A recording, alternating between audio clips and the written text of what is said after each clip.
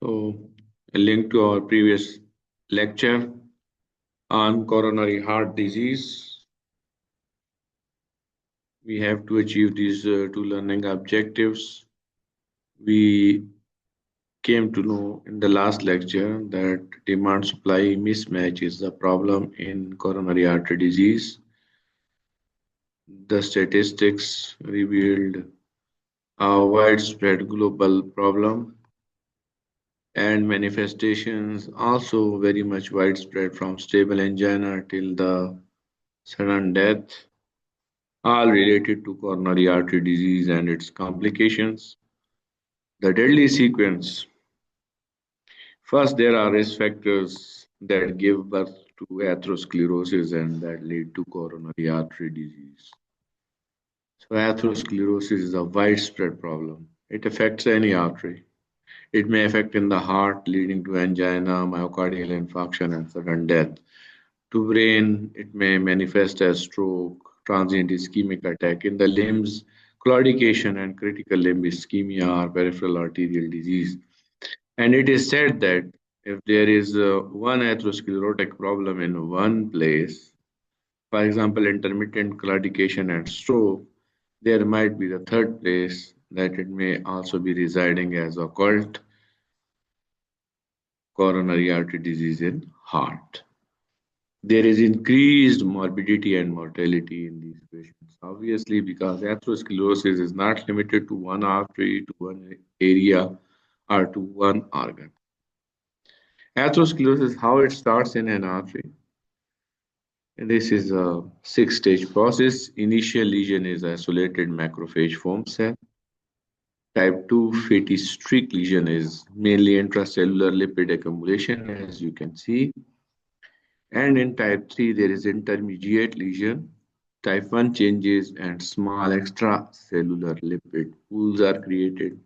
In type 4, the type 1 changes and core of extracellular lipid may be seen in type 4 atheroma lesion.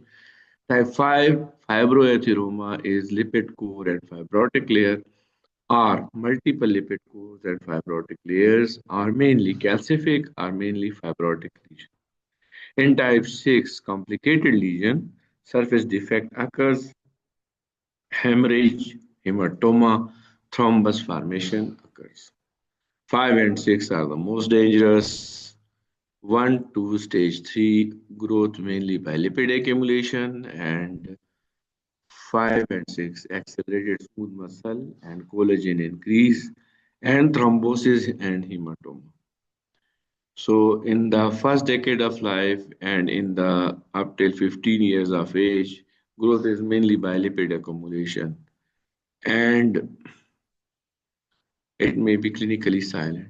From 15 years of age till up till ahead in time, it may be clinically silent or overt, especially in the fourth decade of life. So these are the six stages of atherosclerosis. So as you can see, it is an inflammatory disorder. It can affect any artery. And depending upon the artery involved, there may be various clinical manifestations. It starts early in life and progresses with age and risk factors. It is characterized by lipid deposits, atheroma in arterial walls. Thrombosis, occlusion, embolism will also give clinical manifestations depending on lesion site and organ vulnerability. For example, is there any collateral circulation available? Is that organ supplied by more arteries or a single artery? That would determine the clinical manifestation. So we have seen that key processes are inflammation, lipid accumulation, smooth muscle cell migration and repair, plaque instability and rupture, thrombosis and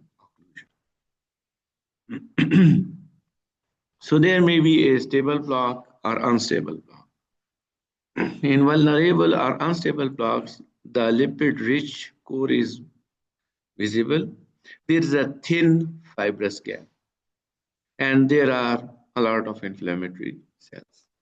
While in stable plaques, lipid pool is small, Fibrous cap is thick and calcification and collagenous cross struts are visible. So that is it for today. We will next time continue with what are the risk factors and how can they be prevented. Thank you for listening.